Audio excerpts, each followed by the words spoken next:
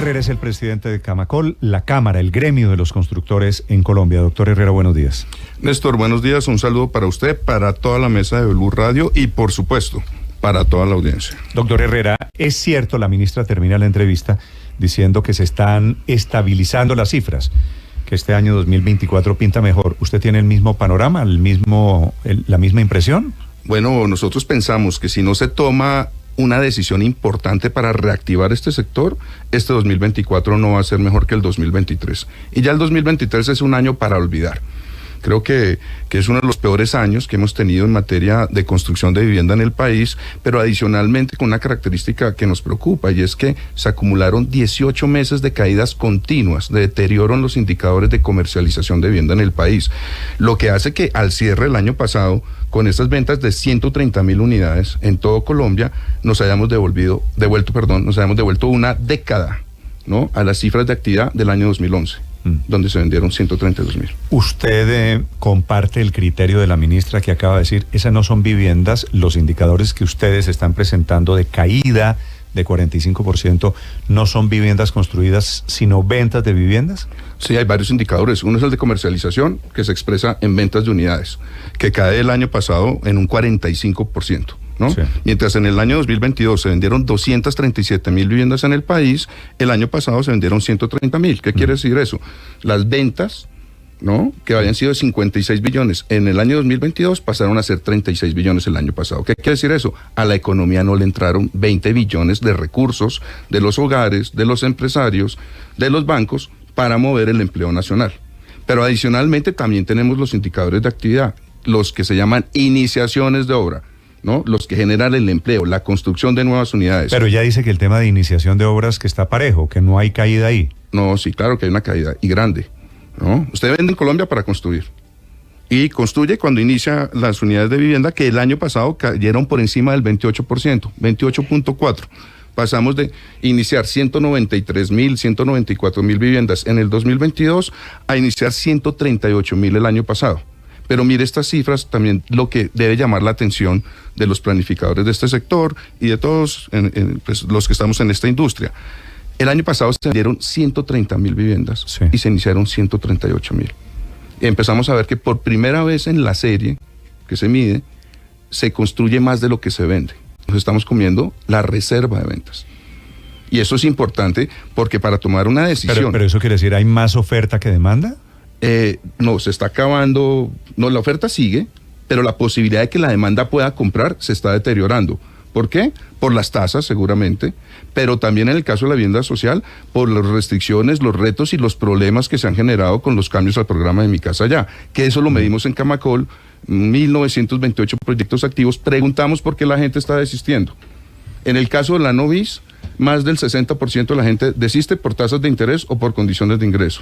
En el caso de la vivienda social, el 31% de los hogares desistió por problemas asociados al programa de Mi Casa Ya. O no tenía el Sisbén, o el Sisbén se demoró, o el puntaje le cambió el monto del subsidio. Se lo pregunté a la ministra, el desistimiento tiene que ver con la modificación al criterio de subsidio, ¿no? Claro que sí, tiene mucho que ver, y cuando uno mira las curvas, pues el comportamiento es bien diferente. Mientras el desistimiento en la vivienda Novis creció un 6.4%, es decir, pasamos de 7,800 hogares que han desistido en el 22 a 8,300, es decir, 470, 500 hogares más.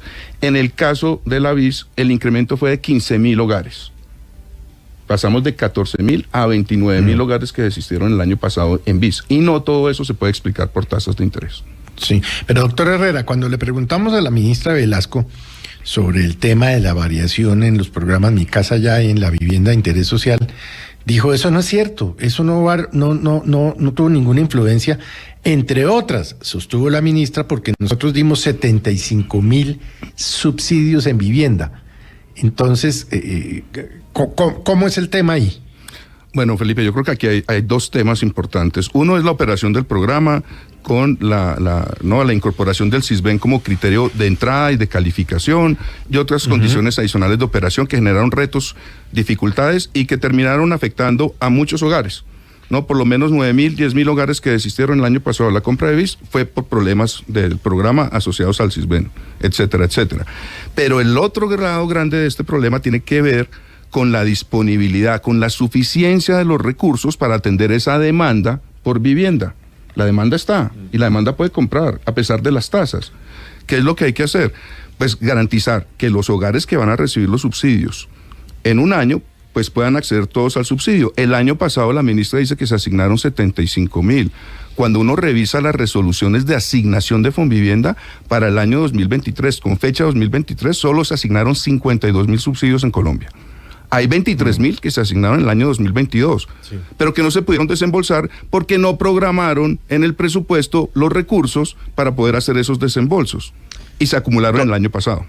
Doctor Herrera, nosotros aquí hemos analizado este tema de las altas tasas de interés, eso es cierto, están altísimas, los problemas de Mi Casa Ya, etcétera.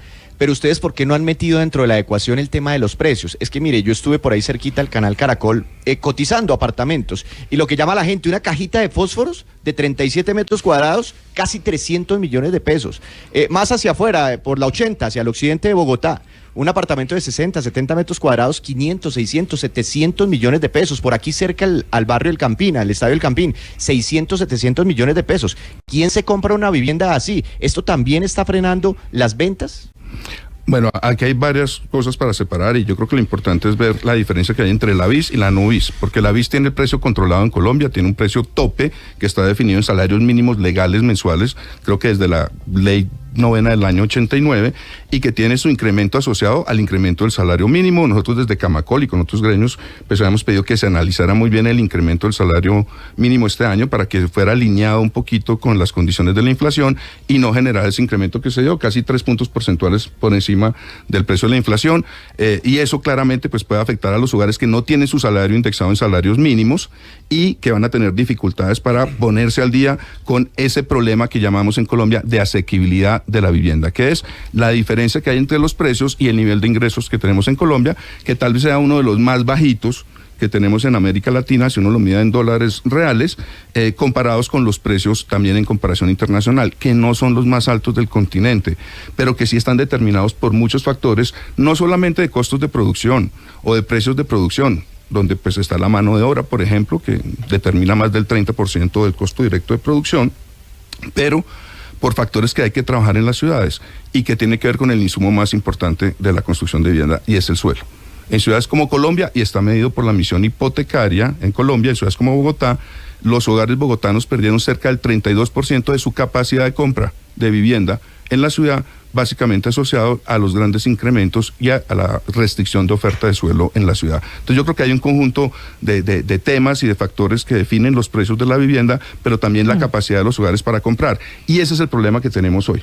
Si las ventas se cayeron es porque los hogares no están haciendo cierre financiero. ¿Cuál es la respuesta? Incrementar la capacidad de compra de los hogares. Si en pandemia se distribuyeron, se asignaron cerca de 90,000 subsidios al año en promedio para reactivar la economía, ¿no? Que en esos años perdió empleo en este sector por cerca de 172,000 empleos mensuales, pues lo que decimos es que si han pasado 18 meses de deterioro en un sector que está en crisis, la pregunta es si con 50,000 subsidios este año vamos a sacar del hueco a la vivienda social en el país.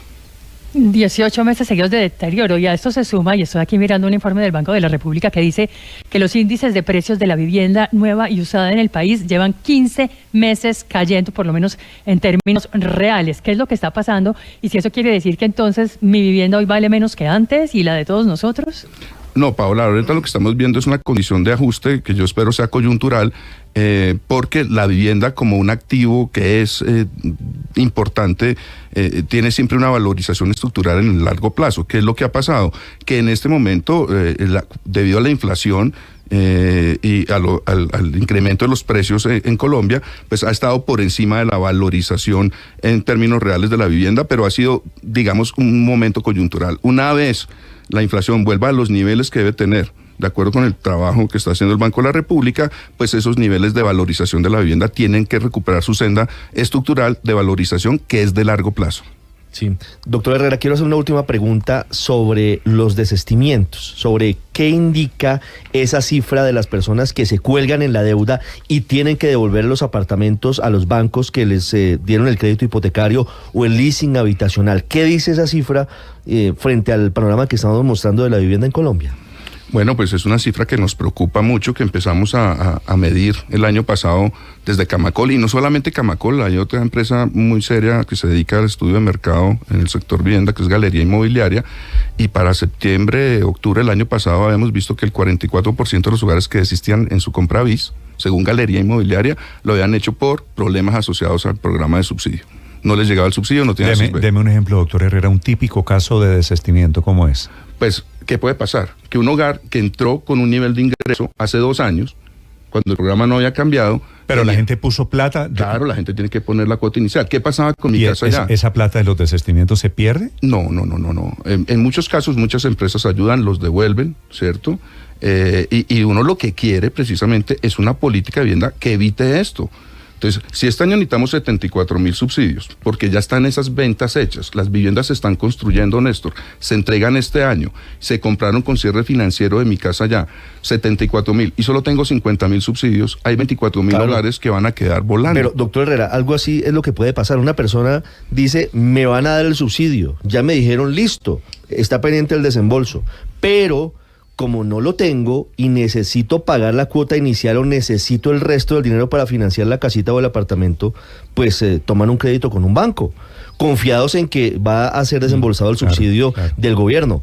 Y ese subsidio se demoró de una forma muy, muy complicada durante el último año. La gente no tiene cómo pagar el crédito hipotecario y tiene que devolver el bien. Esos son más o menos los casos típicos de desistimiento. Eso ha pasado con los casos típicos de desistimiento, y lo dice Ricardo con toda la razón. En el 2022 se asignaron cerca de 23,000 subsidios, pero no se había programado los recursos para poderlos desembolsar. Recursos que se vinieron a desembolsar, creo que hasta mayo, empezaron a desembolsar en mayo del año pasado. Entonces muchos de esos hogares pudieron haber quedado atrapados, digamos, en esas incoherencias de programación presupuestaria. Y este es apenas uno de los muchos termómetros de la economía. Doctor Herrera, gracias por acompañarnos esta mañana. No, a ustedes, Néstor, muchas gracias por la invitación. Esta es la versión de los constructores, el presidente de Camacol, 8:59 en Mañanas Blue. Estás escuchando Blue Radio.